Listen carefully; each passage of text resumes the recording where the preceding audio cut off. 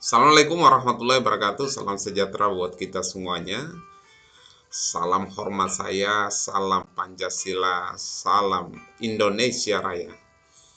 Hari ini saya akan memberikan satu pandangan yang dimana ada berita yang cukup seksi, cukup membawa alam pikir kita untuk berpikir. Gitu.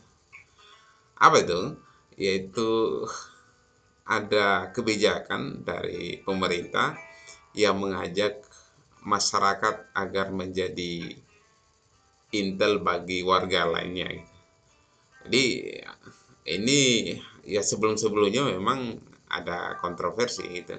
Tetapi kalau kita lihat sebenarnya ada niatan baik dari pemerintah untuk menjadikan warga itu lebih melek terhadap tindakan-tindakan apa namanya terorisme ini. Mereka lebih mengetahui tindakan-tindakan yang buruk itu sehingga bisa dihindari gitu. Bisa dicegah lebih dini dan dilaporkan kepada pihak yang berwajib agar tindakan-tindakan yang tidak terpuji itu, tindakan-tindakan yang merusak alam, yang merusak, membunuh manusia yang tidak dibenarkan dalam agama itu harus diberikan tindakan, harus diberikan pembinaan, dan kalau katakanlah mereka tidak bisa dibina, maka ya harus diberikan hukuman yang lebih berat lagi. Ya itulah yang disebut dengan kejahatan kemanusiaan. Kejahatan kemanusiaan itu bukan hanya terorisme, tapi kejahatan kemanusiaan juga adalah para koruptor gitu ya. Nah, itu. Jadi kita fokus ke masalah terorisme. Semoga di negara kita ini aman dari berbagai macam sikap, berbagai macam tindakan atau hal-hal yang tidak terpuji yang kadang-kala membawa nama agama, padahal Tuhan telah memberikan satu petunjuk kepada manusia agar tidak boleh membuat kerusakan, tidak boleh saling membunuh satu sama lain, apalagi membunuh orang-orang yang tidak berdosa. Saudara-saudaraku yang saya hormati, ajakan untuk menjadi intel bagi warga lain itu kalau kita definisikan memang ada celah. Namanya kebijakan itu ada yang sesuatu yang celah, ya, ada yang lemah, ada yang bagus gitu. Yang lemah itu ya itulah yang harus diperbaiki. Yang bagus itulah yang harus dipertahankan ya, atau kalau bisa ditingkatkan lebih baik lagi ke depannya. Ya, meskipun kita harus tahu bahwa ya dalam setiap kebijakan itu memang ada ya kadangkala kontroversi juga sih gitu. Disinilah ruang-ruang koreksi bagi warga untuk memberikan masukan kepada pemerintah agar dilakukan perbaikan terhadap isi dari kebijakan itu sendiri. Kalau kita mereview kembali lagi bahwa dalam dunia jurnalis gitu, ada yang disebut dengan netizen menjadi warga jurnalis gitu.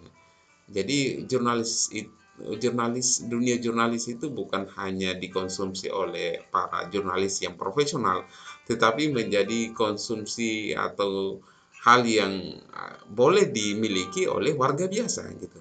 Makanya pelatihan-pelatihan jurnalistik itu bisa diajarkan kepada warga agar mereka melek dengan teknologi jurnalistik dan sebagainya gitu. Ini mungkin yang kurang lebih ya rohnya atau semangatnya di sana gitu. Agar ilmu-ilmu tentang kepolisian itu diketahui oleh warga, khususnya dalam hal memberantas korupsi di negara kita, atau memberantas korupsi, memberantas terorisme gitu ya di negara kita pastinya gitu. Ini adalah berita yang bisa kita jadikan diskusi. Polemik Perpres nomor 7 tahun 2021. Warga jadi intel bagi warga lainnya. Ini dimuat di kompas.com ya. Ini pada hari Kamis 27 Mei 2021 pukul 7.24 waktu Indonesia Barat. Ini adalah wawancara khusus kepada Kepala BNPT Komjen Pol Boy Rafli Amar. Di sini bertujuan memutus mata rantai terorisme di Indonesia, Presiden Joko Widodo menerbitkan Peraturan Presiden Nomor 7 Tahun 2021 tentang Rencana Aksi Nasional Pencegahan dan Penanggulangan Ekstremisme berbasis kekerasan yang mengarah pada terorisme pada tahun 2020 sampai 2024. Perpres Nomor 7 Tahun 2021 itu merupakan bagian dari strategi komprehensif pemerintah untuk memastikan upaya mengikis terorisme dikerjakan secara sistematis, terencana, dan terpadu serta melibatkan seluruh pemangku kepentingan. Jadi, kegiatan untuk melakukan pencegahan terorisme, kegiatan untuk menghapus mengikis terorisme itu memang harus dilakukan oleh seluruh elemen bangsa. Bukan hanya dari kepolisian, bukan hanya dari TNI, tetapi dari warga biasa pun itu berperan aktif dalam upaya memberantas namanya terorisme itu sendiri. Sebab merupakan ancaman ekstremisme berbasis kekerasan yang mengarah pada terorisme dan mengancam atas rasa aman, rasa nyaman bagi masyarakat dinilai semakin meningkat. Dalam Perpres itu, kementerian dan lembaga diamanatkan untuk membentuk sekretariat bersama atau RAN-PE, RAN-P, Rencana Aksi Nasional Pencegahan dan Penanggulangan Ekstremisme berbasis kekerasan yang mengarah pada terorisme. Bisa kita lihat di rencana aksi, berarti ada sebuah program yang harus dilakukan dalam upaya mencegah dan menanggulangi ekstremisme berbasis kekerasan. Jadi ada ekstremisme yang tidak berbasis kekerasan mungkin sampai tertulis di sini berbasis kekerasan agar mungkin ya tidak menimbulkan multitafsir gitu ya, yang mengarah pada terorisme. Ini lebih ada penegasan lagi, ekstremisme berbasis kekerasan dan itu mengarah kepada terorisme gitu. Sekretariat bersama RAN-P terdiri dari sejumlah unsur kementerian, antara lain kementerian yang menyelenggarakan koordinasi, sinkronisasi, dan pengendalian urusan kementerian dalam penyelenggaraan pemerintahan bidang politik, hukum, keamanan, dan kementerian yang menyelenggarakan urusan pemerintahan dalam negeri hingga badan yang menyelenggarakan urusan penanggulangan terorisme. Sekretariat bersama dapat menambah atau melakukan penyesuaian aksi sesuai dengan kondisi dan kebutuhan yang ditetapkan melalui peraturan badan yang diselenggarakan urusan di bidang penanggulangan terorisme. Nah, ini bisa teman-teman mengunduh Perpres Nomor 7 2021 ini di Google atau di media-media lainnya yang menyediakan tentang berita atau katakanlah draft atau aturan tentang Perpres ini. Kemudian meski demikian, niat baik pemerintah ini perlu ditelaah lebih jauh. Pertanyaan sederhananya, mampukah aturan ini benar-benar memangkas mata rantai terorisme di tanah air atau justru menimbulkan persoalan sosial yang baru? Kekhawatiran akan munculnya persoalan sosial baru di masyarakat bukan tanpa alasan. Pemilihan kata ekstremisme pada Perpres Nomor 7 Tahun 2021 berpotensi menyasar wilayah keyakinan seseorang. Pertanyaan selanjutnya, apa paradigma dan parameter yang digunakan pemerintah untuk menilai sebuah keyakinan yang masuk dalam kategori ekstremisme berbasis kekerasan yang mengarah pada terorisme? Oke, teman-teman, bisa kita lihat dari aturan yang ada. Saya sudah download ya aturannya. Saya kira ini sebenarnya di sini tidak menyebutkan nama agama ya. Di sini ini kalau kita berbicara tentang ekstremisme itu berarti paham yang menghendaki adanya kekerasan, yang menghendaki adanya perbuatan yang terlalu berlebihan gitu, yang dimana itu mengarahnya kepada kekerasan gitu. Jadi bukan pada keyakinan sebenarnya. Jadi dalam aturan ini memang dari redaksi judulnya ini memang tidak menyebutkan agama. ya, tapi ini menyebutkan pada perilaku atau tindakan kekerasan yang mengarah kepada terorisme atau paham yang menciptakan kegaduhan, menciptakan tentang kekerasan, yang menciptakan tentang pembunuhan dan lain sebagainya gitu. Mari kita lihat pada pasal 1 ayat 2. Ekstremisme berbasis kekerasan yang mengarah pada terorisme adalah keyakinan dan atau tindakan yang menggunakan cara-cara kekerasan atau ancaman kekerasan ekstrim dengan tujuan mendukung atau melakukan aksi terorisme. Jadi di sini mungkin ada keyakinan di sini, bisa kita mungkin ada yang mengatakan bahwa ini adalah keyakinan dalam hal itu adalah agama, ya boleh jadi gitu. Tapi keyakinan itu belum tentu itu adalah mengarah kepada agama. Ya, misalnya saya ambil contoh, ya saya yakin bahwa si Budi itu akan datang ke rumah saya gitu. Apakah itu berhubungan dengan agama? Tidak gitu. Keyakinan itu adalah satu kepercayaan yang membenarkan dalam diri, dalam hati seseorang, dan dilakukan dengan tindakan sesuai dengan kepercayaan itu gitu. Jadi boleh jadi itu masuk dalam agama, tapi keyakinan ini bukan mengarah sepenuhnya kepada agama gitu. Ya, jangan sampai ini menimbulkan tafsiran-tafsiran yang mengarah pada hal-hal tertentu gitu.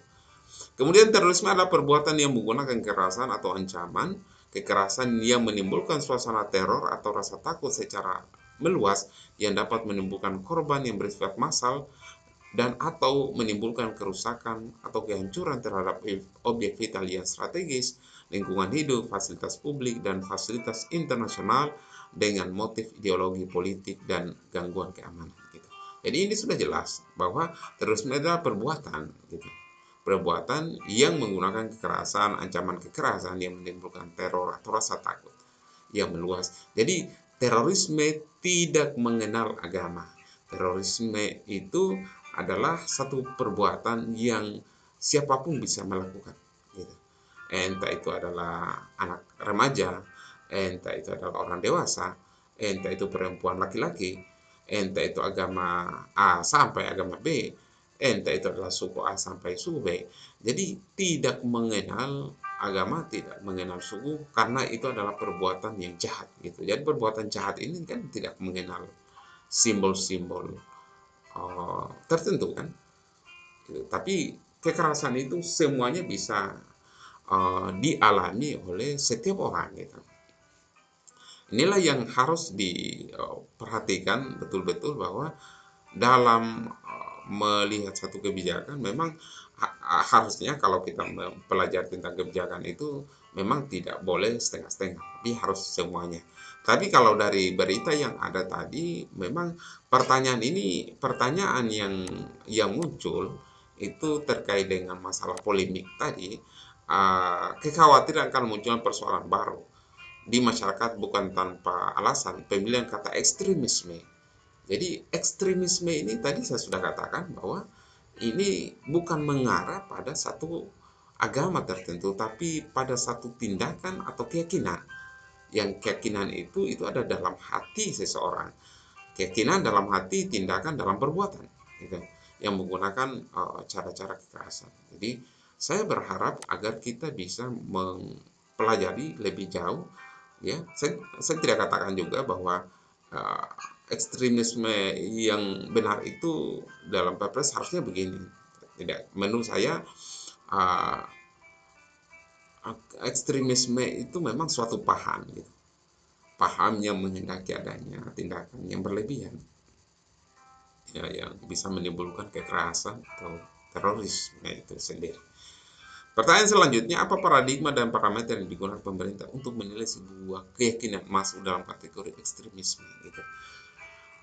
Jadi jangan kita melihat sesuatu itu pada satu kata saja kemudian kita mengartikan, tidak bisa gitu.